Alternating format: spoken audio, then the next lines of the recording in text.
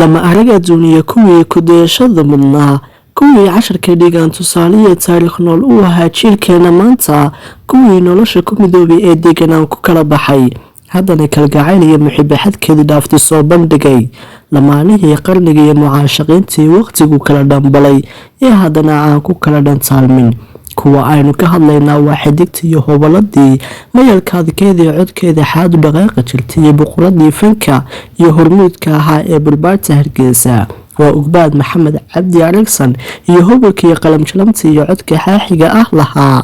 ee midabayn jiray dhawaqa dadanka eriyada afkiisa kasoo burqanaya iyo midhahana kolku doonanaya isku geysan jiray qasaasil iyo buushibax la-aanba waa maxamed cabdi cabdilaahi qamaar suugaani oo markasoo muuqday filim aan filayay inuu bilaa magaca ahaa oo maxamed deeq actar ka ahaa halka uukana ay actirisha ka ahayd si walba xaalaha ahaaday maqaalkan ayaynu ku eegaynaa qamar oo ugbaad ay kala tegeen misna sidii lanagu soo dhaweeyay gebagabadii nairobi iyagoo bandhig show waxaa halkaa ku qabtay dad indha ku garaadlayaal ah oo u cusbayd ayaa bogaadin kala duldhacay labadooda misna dalbaday inay isku soo noqdaan mar kale ilii waa la dhaxaawne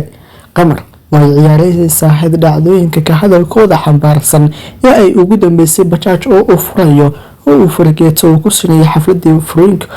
ooda waxoogaa keeg ah ayaa ka dhahda lahayn ka dhaliya baraha kala gadisan ee bulshadu ku wada xiriirto bulshadu walow aana fahamsanayn dhaqanka casaanyada ah ee loo baahan yahay in wax lagaga dayda labadoodan iyo mucaashaqiinta kalgacayl ku oobiya dhigay